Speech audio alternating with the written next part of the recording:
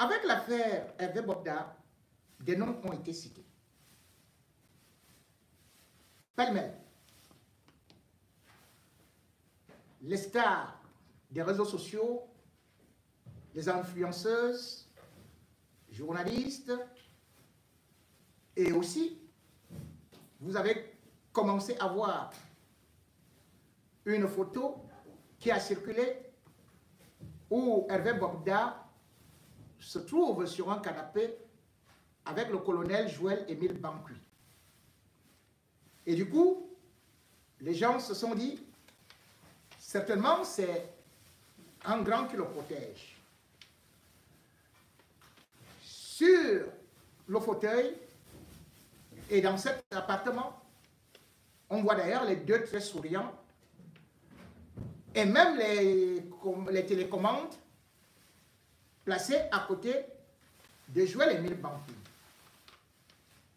J'ai donc cherché à comprendre quelle est leur relation, qui les lie et s'il est protégé par Joël Émile Bankui et qu'est-ce qui se passe aussi au niveau de cette famille.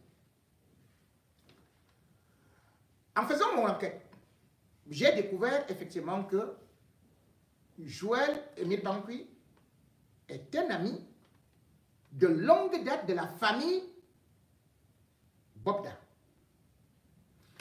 En effet, Joël Émile Bankui, sortant d'un Konsamba, parce qu'il faut se dire qu'il est sorti de l'EMIA en 1992, dans la promotion ouverture.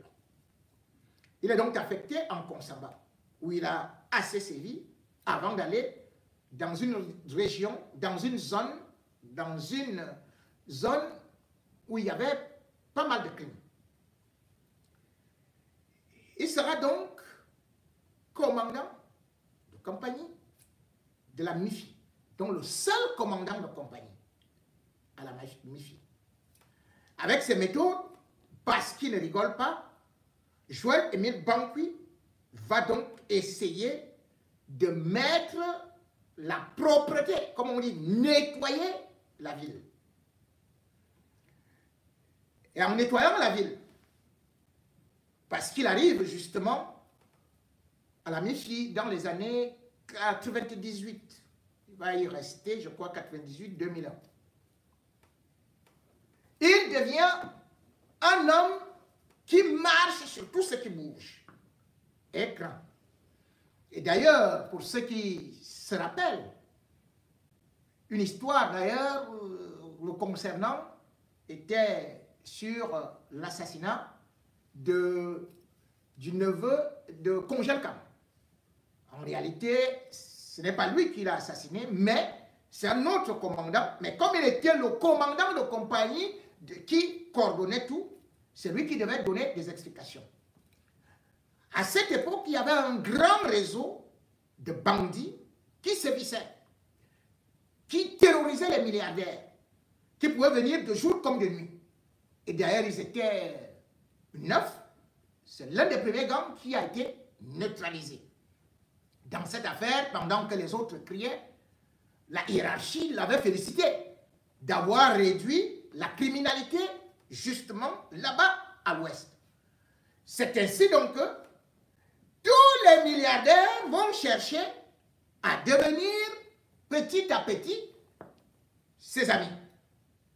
Donc particulièrement Emmanuel Bobda, le fondateur, le créateur, le PDG de Afrique Construction.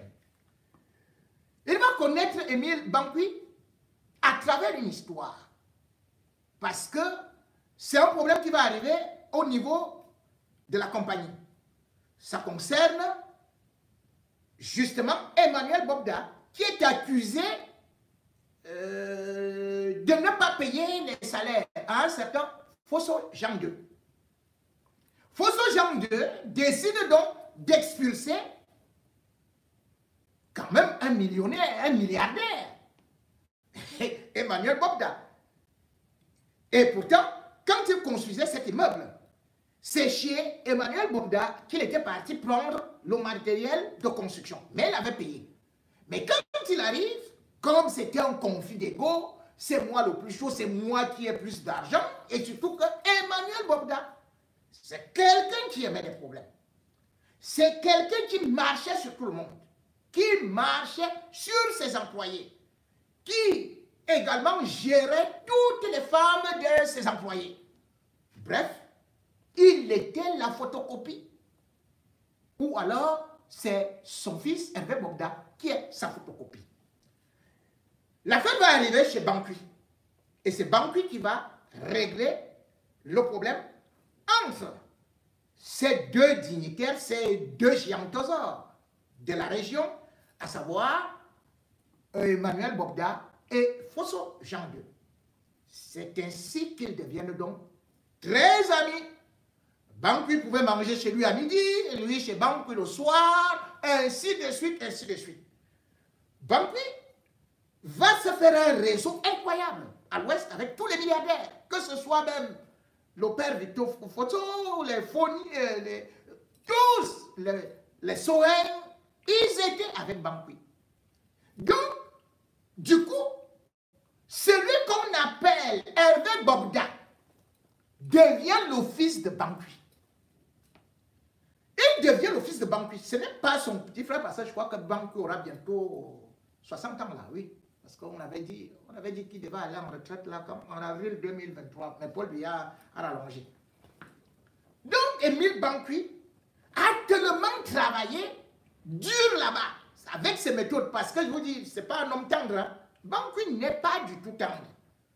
De telle sorte que c'est Victor Fosso qui va présenter Bankui à qui? À Laurent Esso. Voilà comment Laurent Esso dit, il faut que Bankui vienne nettoyer Douala. Laurent Esso, comme vous voyez là, c'est lui qui fait partir Bankui de l'Ouest pour faire qu'il devienne commandant à Douala. Mais arrivé là-bas, il aura des problèmes. Je vais y revenir. Bankui va s'installer à Douala. Mais à Douala, il va faire face à un autre premier problème d'Hervé Bokda. Hervé Bokda a connu des gangs en Angleterre.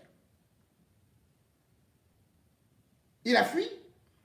Il est venu se réfugier entre-temps à Douala. Pour l'instant, son père lui a donné certaines activités. Comme j'ai dit, c'est lui qui devait dédouaner tout ce qui venait au compte de la société, a fait construction. Bref, il pouvait jongler un peu d'argent comme il pouvait faire et tout, et tout, et tout. Mais sauf que, un problème va l'opposer à un colonel.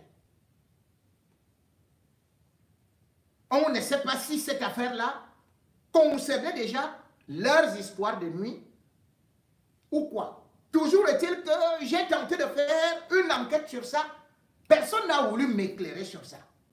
Mais sachez que le colonel avait dit que c'est un bandit. Hervé Bokda. Il l'avait tiré sur lui à bout portant. À bout portant. Boum! Nous sommes en 2004.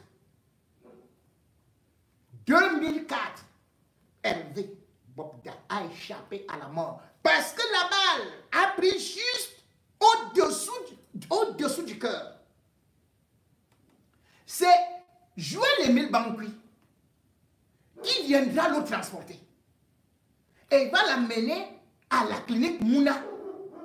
Donc, la clinique de la famille Mouna. Donc, du frère de Akere Mouna. C'est donc grâce à l'opération, parce qu'il appelle, c'est le commandant qui appelle et tout, et tout, et tout. On est venu intervenir, sinon Hervé Bokda mourrait. C'est donc Joël-Émile Bankui qui sauve Hervé Bokda. Hervé Bokda va donc profiter de ça. C'est-à-dire que quand il va ressortir de là, qu'il a un homme quand même fort, qui est dans la ville, qui s'appelle Joël-Émile Bankui. Bien évidemment, comme on appelle ça trafic d'influence, à cette époque, il n'était pas encore si influent. Mais quand même, il bénéficiait de ce qu'on peut appeler l'amitié, les photos et tout et tout. Joël-Émile Bankui était dans toutes les réunions de famille. Il était dans toutes les manifestations. Toute cette famille le connaît. Toute la famille, il est dans la famille Bobda. Jusqu'à ce qu'il soit affecté en 2016. Parce que par la suite, lui-même, il aura un problème, je crois, en 2008. Puisque sa femme Danielle, dans leur camp militaire là-bas, avait été fusillée par Bankui. Enfin, pas elle-même, mais son amant, qui était un djipoum. Voilà, je crois que c'était un inspecteur de police, un Gabamoun. Joël-Émile Bankui l'avait accusé, enfin, selon lui, qu'il avait attrapé avec son épouse dans sa chambre, sur son lit, et il l'avait abattu. Ça, c'est une parenthèse. Donc, Joël-Émile Bankui est parti à Yaoundé. Je crois depuis 2016. Je crois, oui, il est le patron de la CEMIL, la sécurité militaire, depuis 2016. Hervé Bobda, lui, il est resté à Douala. Donc, pour l'instant, je veux d'abord dire, concernant Joël-Émile Bankui, première des choses, c'est quelqu'un qui, faut-il le dire, est jaloux. Puisqu'il a tué quelqu'un pour son épouse. On peut dire tout ce qu'on veut, mais il ne participe pas au partouze. Mais en fait, Hervé Bobda est aussi un homme de nuit qui est utile à Joël-Émile Bankui. Pourquoi? Joël-Émile Bankui est très futé dans le renseignement. Et le renseignement, c'est avec des filles de nuit et les hommes de nuit. Donc parfois, quand on veut t'espionner, quand on veut te tendre une embuscade, on envoie ces filles-là. Les filles qui sont avec Hervé Bobda. Je ne sais pas s'il a fait ça avec Hervé Bobda. Mais je dis bien que s'il est resté avec Hervé Bobda, non seulement comme un grand frère ou un père, mais surtout parce qu'il faut savoir que pour avoir le renseignement de l'extérieur, Joël-Émile Bankui connaît tout le monde de la nuit. Il connaît tous les journalistes. Il a les contacts avec les activistes. Voilà pourquoi d'ailleurs le régime n'a jamais voulu se débarrasser de lui pour aller au niveau de ce qu'on peut appeler la retraite. Mais moi, comme je vous ai dit, je vous ai donné juste leur relation. Cette relation-là, a-t-il une protection? Je ne sais pas. Mais je veux vous dire que c'est une relation qui date de l'époque du papa. Et que maintenant, Joël-Émile Bankui est à Yaoundé. Hervé Bobda est à Douala. Je me suis dit, si Hervé Bobda voulait peut-être se faire protéger, je crois qu'il serait venu à Yaoundé. Mais il est resté à Douala. D'ailleurs, lorsqu'il se rend compte qu'il est recherché, qu'est-ce qu'il a fait? Il a couru plutôt chez Pat Diamant. Nous sommes lundi. Parce qu'il faut que vous connaissiez, que je vous donne les relations avec chaque nom qui a été cité. Il est allé chez Pat Diamant dans la journée. Pat Diamant n'a pas voulu le recevoir. Pat Diamant a fui. Parce que Pat Diamant lui-même, il sort, je vous avais d'ailleurs dit, de la cellule. Non seulement il était au niveau de la police judiciaire où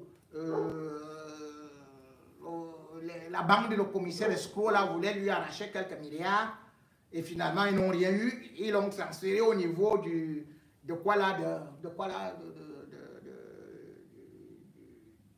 tribunal criminel spécial et finalement au TCS on n'avait rien pour accuser, on ne savait plus quoi faire. Bon, bref, on l'a laissé. Mais en fait, Pat Diamant, lui-même, il sait que ces gens-là sont en train de monter une autre histoire pour l'arrêter encore. Donc, Pat Diamant s'est dit que, oh, ça c'est un piège.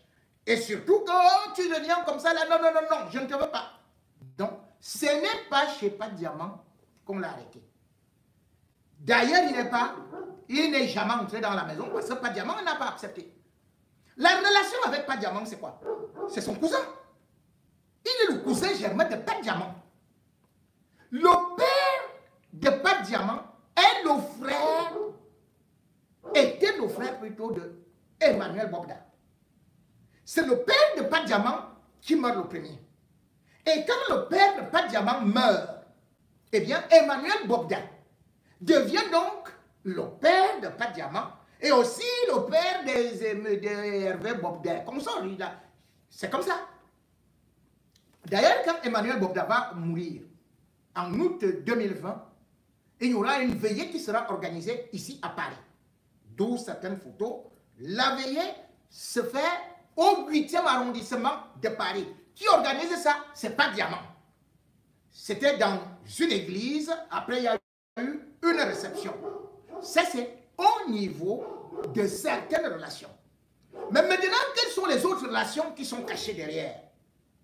Pour l'instant, nous savons tout simplement que c'est un homme qui a beaucoup de tentacules, mais surtout qui évolue dans la nuit et qui a créé d'autres réseaux. Quand on regarde justement ce monsieur, c'est-à-dire que son profil, comme j'ai dit, c'est un prédateur charismatique, mais en même temps, comme on dit, il peut être un psychopathe impitoyable. Parce que lorsqu'on écoute certains témoignages, il peut aller loin. Lorsqu'on voit un certain nombre de choses, peut-être quelqu'un qui peut compromettre, quelqu'un qui peut faire ceci et cela, il peut agir de façon très dangereuse.